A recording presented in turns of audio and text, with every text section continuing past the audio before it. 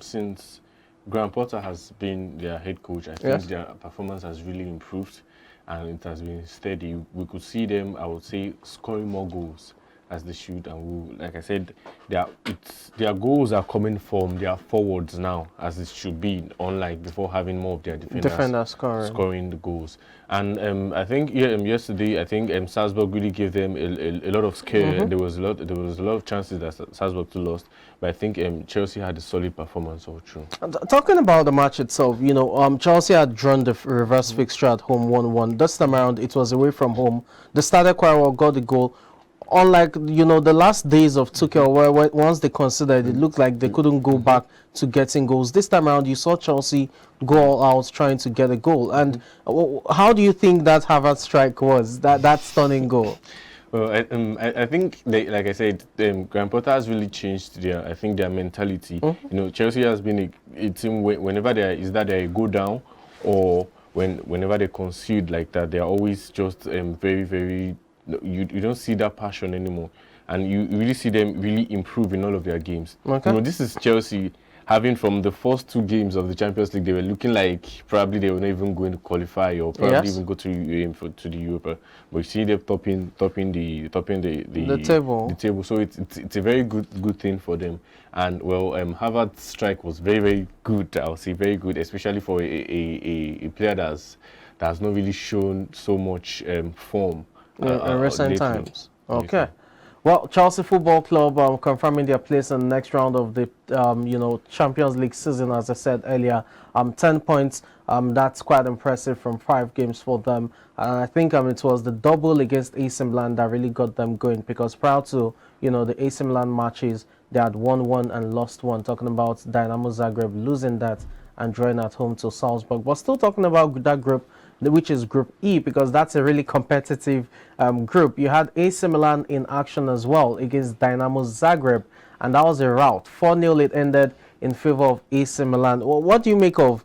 It was meant to be difficult, but at the end of the day, it looks more like a training session, really. Yeah, of course, I expected it. When you have AC Milan, when you look at this group from the beginning, without them playing any games, you easily pick Chelsea and AC. Yes. So looking at the table before AC Milan played, AC Milan they were in top position. Yes. So it's something I know they were going to go in full force playing. They're not going to take any chances of trying to play a 1-0 game or something. So I know they were going to beat them that much.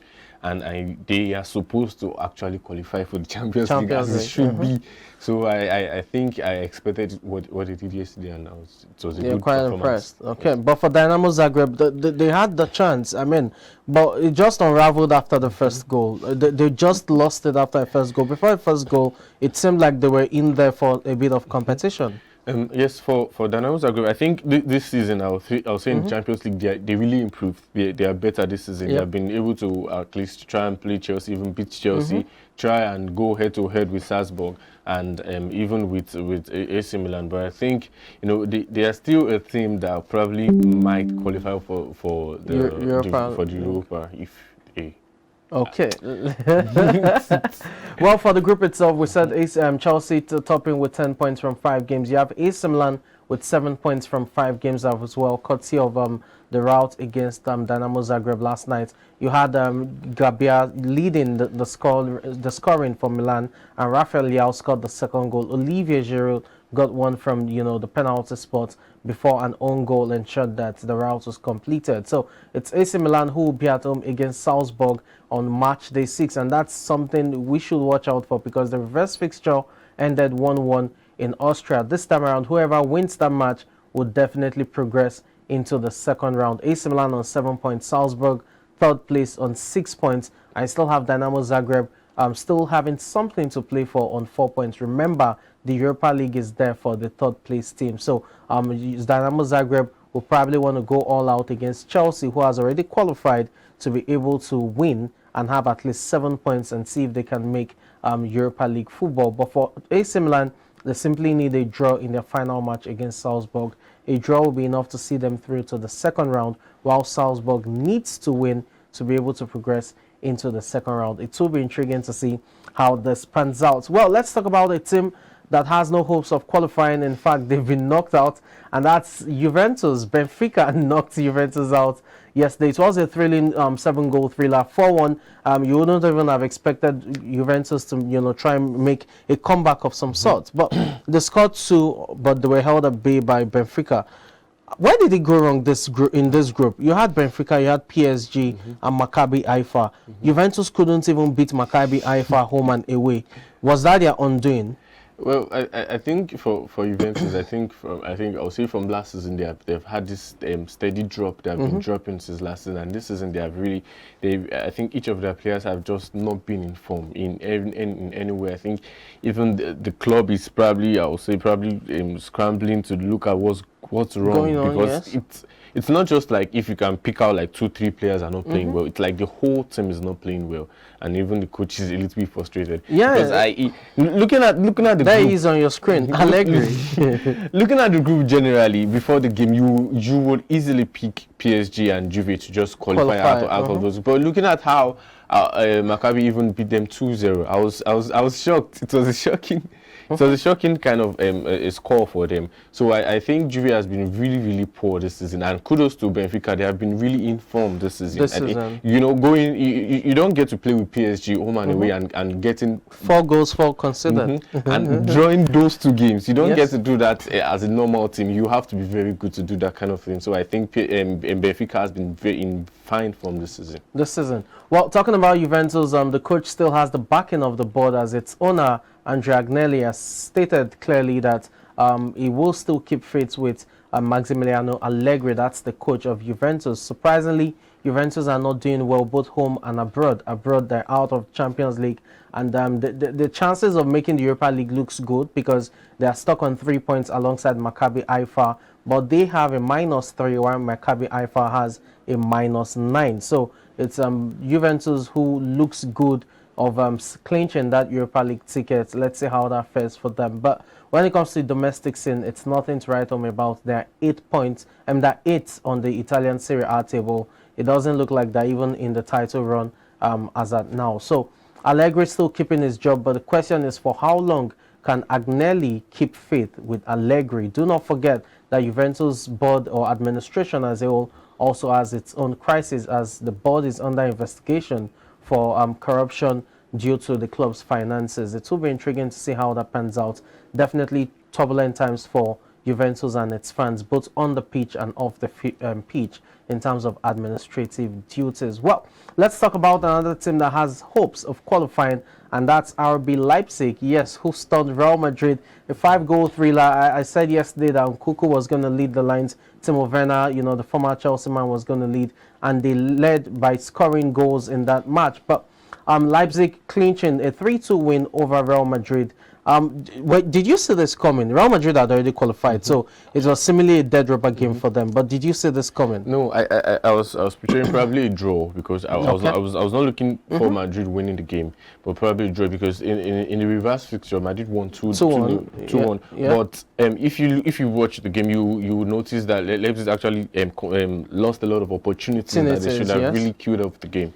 So I think this game, Madrid came in probably just for a point of the game, but they were very, very surprised by the passion, the aggressiveness that Leipzig brought into the game, and it was really a good one for Leipzig, and I'm really happy for them. Well, for Real Madrid, you had Vinicius Junior as well as Rodrigo scoring the goals for them. Rodrigo scoring virtually with the last kick of the game from the spot, and I think is a very good deputy for Benzema at this time. Still a youngster, but has definitely lived up to expectation, especially playing at the highest stage of football. Well, let's turn our attention to tonight's matches. We have so many of them, but one team that is also set to face the fate that Juventus faced last night is Barcelona. Yes, the Spanish Giants will be playing Bayern Munich tonight, and it's a must-win match for them. But even at that, they still do not have their fate in their hands, because if Inter Milan defeats Victoria Plzen, which looks like 99.9% possible or certain, then it means that Barcelona would also be ousted from the group stages of the Champions League, and that would be devastating for Barcelona, considering the recruitments they made this summer. But Barcelona against Bayern Munich, the reverse fixture ended 2-0. Do you think Barcelona can defeat Bayern Munich this time around? based on the quality of the teams and the form going into this match? I think based on the quality of teams and the form, yes, they have what it takes to beat Bayern. But we have known these kind of games have been like this for a long time. Bayern doesn't matter if it's a friendly, Yes. if it's just a normal easygoing match, or if it's a very highly competitive match that they have to win. Regardless of it, Bayern always come with their A game. They don't come in. Bayern has qualified as they should, right? They don't come in. They would still not use bench players. They will still use that top quality players. Yes. This is where the games get very tricky for them. But also, it's really. I'll say there's really nothing to fight for, because looking at how Victoria Pleasant will probably draw into it, it's very highly unlikely.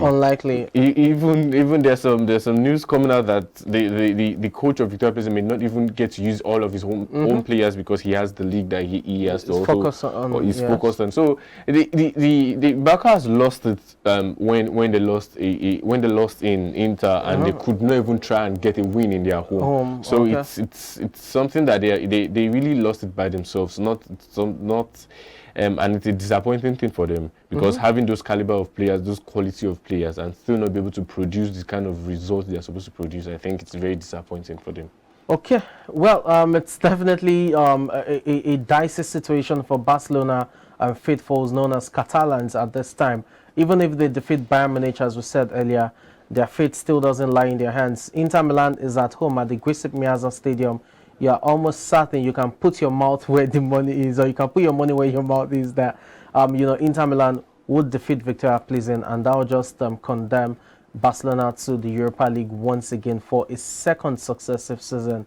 Definitely not looking good, looking at the likes of Lewandowski playing in the Europa League.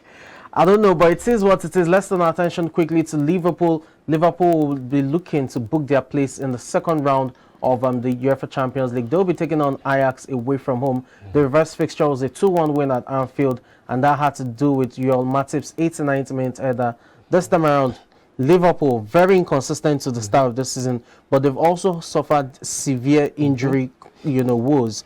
You think that they can still pull the chestnut out of the fire in this one? I think it's going to be a very, very hard game for them. Probably one of their hardest games this season. Because the game has to do with Ajax either winning and also qualifying, having a chance to qualify. And then winning and having the chance to qualify.